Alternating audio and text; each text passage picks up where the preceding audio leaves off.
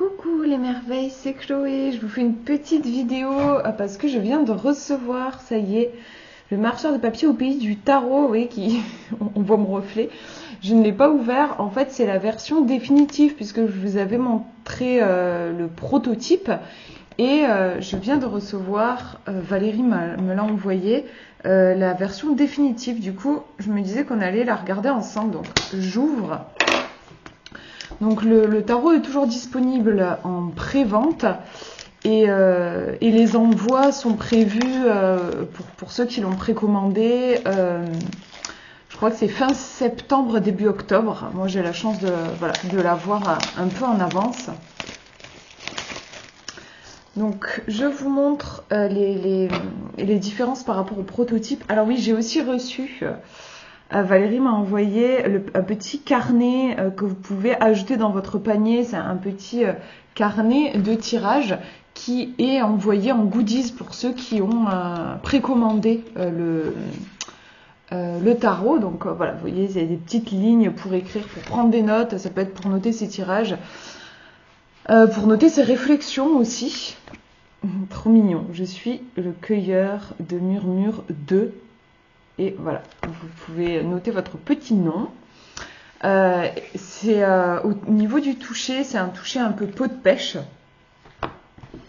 Donc, la boîte. Alors, attendez, voilà, je vous montre parce que j'avais le prototype. Ça, je vous montre la différence.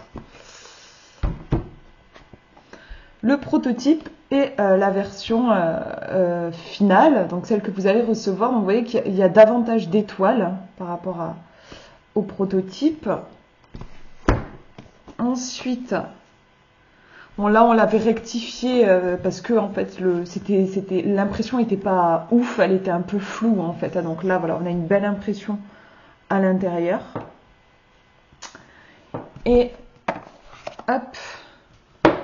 Alors on a aussi le petit ruban qui est ici couleur champagne, qui a été changé par rapport à la version prototype. C'était je sais pas trop, presque un peu cuivré en fait, c'est plus clair sur la version définitive. Et pareil, le bac à papier en fond, on avait un rose plus prononcé en fait sur le prototype, et sur la version finale, on a un rose plus doux. Donc ensuite les cartes. Les cartes, ça n'a pas bougé, hein. Toujours cette belle tranche qui est, je sais plus comment elle dit, rose poudré, je crois, nous dit Valérie. Il faudrait que je revoie ces vidéos, il me semble que c'est ça le terme exact. Hop.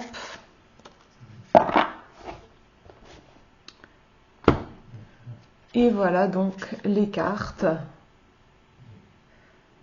Bon, la mise au point ne se fait pas trop. Est-ce que je peux vous faire la mise au point ?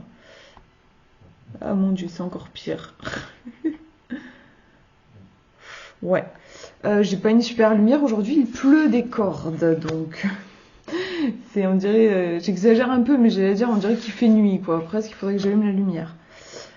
Donc voilà, les cartes, je ne veux pas vous les remontrer, hein, je vous les ai déjà montrées dans la version du prototype. Donc voilà. Du coup, allez, je me dis, tant qu'à y être, parce que là je vous fais une vidéo juste de 5 minutes, je fais un petit tirage, un petit message du marcheur. Qu'est-ce qu'il a envie de dire, lui qui se présente là dans son écrin tout beau, tout neuf? Qu'est-ce qu'il aurait envie de dire? Ah. Oui, le repos s'impose. Bon, malheureusement, je crois que vous pouvez pas très bien lire avec moi, hein. La caméra a du mal à faire la mise au point. 10 de bâton. Oui, le repos s'impose. On est donc au niveau de la couleur aussi, on voit qu'on est sur le monde flamboyant. Je l'ai appelé le monde flamboyant, le monde des bâtons. Donc là, ouais, on a de l'épuisement. On a... peut-être qu'il est fatigué aussi, notre petit marcheur. C'est vrai que c'est tout un... Enfin, honnêtement, c'est surtout Valérie qui doit être fatiguée, puisque voilà, je la remercie vraiment. C'est elle qui s'occupe de tout... toute la logistique, de mettre en ligne, voilà, de s'occuper des photos, du site, du contact avec l'imprimeur, avec le graphiste, voilà, les corrections après le prototype et tout ça. Enfin, je pense que c'est elle qui doit être particulièrement fatiguée. C'est éprouvant de lancer un jeu en auto-édition. Donc bon, là, c'est quand même la consécration pour moi là d'avoir ça y est, la version finale. Donc vous l'aurez bientôt, encore un peu de patience, mais vous l'aurez bientôt dans votre boîte aux lettres pour ceux qui l'ont précommandé. Je vais vous lire le texte, comme ça vous aurez un aperçu du texte que j'ai écrit pour le 10 de bâton. Ouille, le marcheur de papier ressent une vive douleur en bas du dos, comme s'il avait porté une charge trop importante pour sa fine silhouette. Est-il possible que les pensées aient un poids? Si Peter Pan pouvait s'envoler avec des pensées agréables, se pourrait-il que les soucis nous alourdissent? Le corps de notre ami semble déjà connaître la réponse à cette question. Cette carte, en message divinatoire, cette carte met en lumière un épuisement causé par une charge que vous n'auriez pas dû porter sur vos épaules. Il est temps de prendre conscience de votre valeur et de ne plus vous infliger cette peine à l'avenir.